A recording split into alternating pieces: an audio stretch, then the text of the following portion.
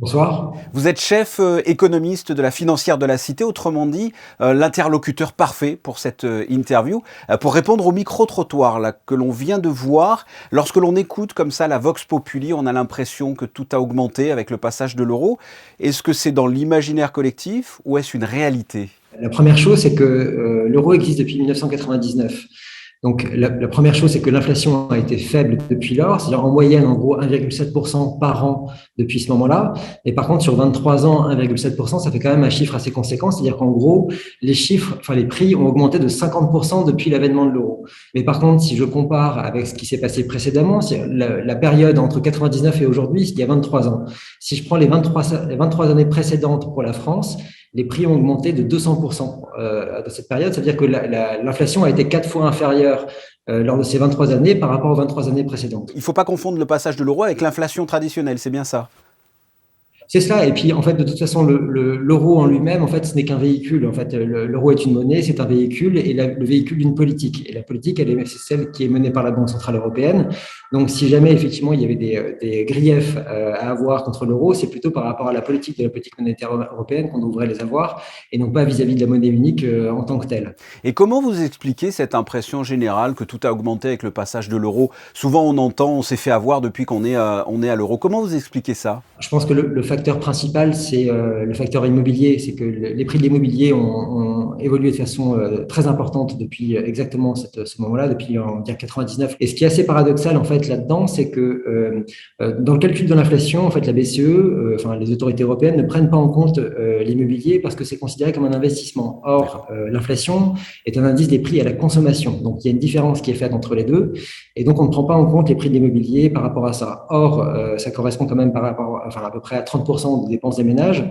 Et donc, évidemment que les ménages sont confrontés à cette hausse de l'immobilier qui est assez importante pour eux et qui est vraiment un problème au niveau du pouvoir d'achat, mais ce n'est pas pris en compte par les autorités. Or, justement, en fait, cette hausse de l'immobilier, elle a été causée principalement par la baisse des taux d'intérêt.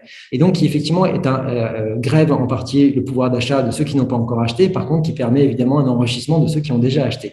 Alors ça c'est pour l'immobilier, mais on n'achète pas un appartement ou une maison tous les jours. Est-ce qu'il y a des exemples de produits quotidiens qui ont augmenté vraiment de façon significative avec l'euro?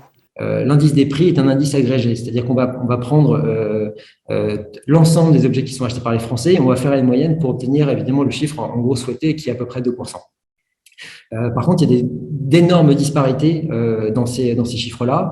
On a notamment tout ce qui est les biens manufacturés, donc tous les biens en gros qui sont souvent en provenance de Chine ou de pays émergents, dont les prix ont considérablement baissé, on va dire, sur les 20 dernières années, notamment je pense à les télévisions ou ce genre de choses, où là on a vraiment des baisses de prix assez conséquentes. Mais évidemment, face à cela, on a des prix qui ont été très fortement revus à la hausse. Je pense le prix des restaurants, le prix des biens, les prix alimentaires qui, eux, ont par contre parfois augmenté très fortement. Est-ce que le pouvoir d'achat a augmenté de la même façon que certains produits ont augmenté également? À titre d'information, si je ne me trompe pas, le SMIC a augmenté de 25% entre 2002 et 2022. C'est peut-être de là que vient justement, je pense, l'agacement ou on va dire la défiance qui peut exister par rapport à l'euro. C'est que finalement, on a eu une inflation qui a été relativement faible, mais par contre, on a eu une croissance qui a été faible aussi.